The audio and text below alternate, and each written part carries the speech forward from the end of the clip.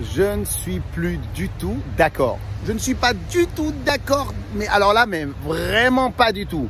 Je ne supporte plus qu'on me dise « Mais Rav Israël, l'étude de la Torah, c'est compliqué, c'est trop difficile. Laissez-moi prier dans mon sidour, normalement, tranquille. Laissez-moi venir de temps en temps à la synagogue, mais ça me suffit largement. L'étude de la Torah, mais c'est impossible, c'est trop compliqué. » Je n'accepte plus ça du tout. Mais alors là, vraiment plus du tout. Vous savez pourquoi? Dans la paracha de la semaine, nous avons un épisode très particulier. On a les filles de Tzlofrad. Monsieur qui s'appelait Tzlofrad, il avait 5 filles. Et lorsqu'elles ont appris dans la paracha de la semaine partagé Eretz Israël et les lois de l'héritage, elles sont parties voir Moshe Rabbeinu.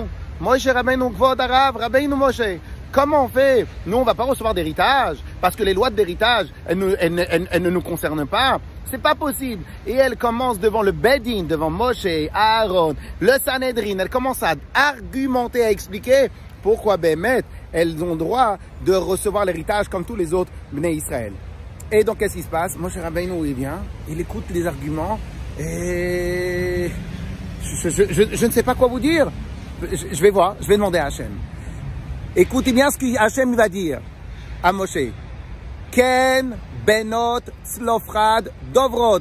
Elles ont raison. Wow. Moshe Rabbeinu ne sait pas quoi répondre aux filles de Tzlofrad.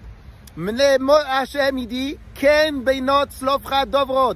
Elles ont raison. Mais comment elles ont réussi à dévoiler quelque chose dans la Torah que tout le peuple du Am Israël, il n'avait pas réussi? Même Moshe, il ne connaissait pas. Réponse, je vais vous dire pourquoi. Les filles de Tzlofrad proviennent de la tribu de Yosef. Et Yosef était quelqu'un qui aimait particulièrement Eretz Israël. C'est pour ça qu'il a demandé à être enterré en Eretz Israël. Et donc, qu'est-ce qui se passe? Elles ont hérité d'un amour particulier pour Eretz Israël. Et donc, à ce moment-là, leur amour pour Eretz Israël les a poussées à se surpasser dans leur intelligence et dans leur compréhension. Et par conséquent, elles ont réussi à développer des arguments tellement importants que même Akadosh Baruch Hu, il a dû redéfinir, redévoiler le principe de l'héritage même pour qu'elles puissent en recevoir une part d'Eretz Israël. Alors bien évidemment, la question elle est-ce que ces filles de Tzlofrad, elles étaient des Bachouri Yeshiva, elles ont étudié à la Yeshiva, elles faisaient partie de ceux qui se tenaient dans les shiurim de Moshe Rabbeinu tous les jours? Non, a priori non. A priori non.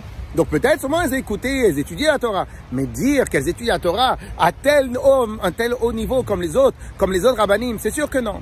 Comment c'est possible qu'elles ont posé une question? C'est parce que c'est leur amour, leur désir qui les a surpassés, qui les a fait surpasser leur intelligence habituelle. Par conséquent, de là on apprend une chose, qu'en vérité dire que la Torah elle est difficile, c'est sûr que c'est pas du tout un argument, c'est sûr que c'est pas du tout ça qu'il faut dire. De là on voit que la compréhension de la Torah ne dépend en rien de nos facultés.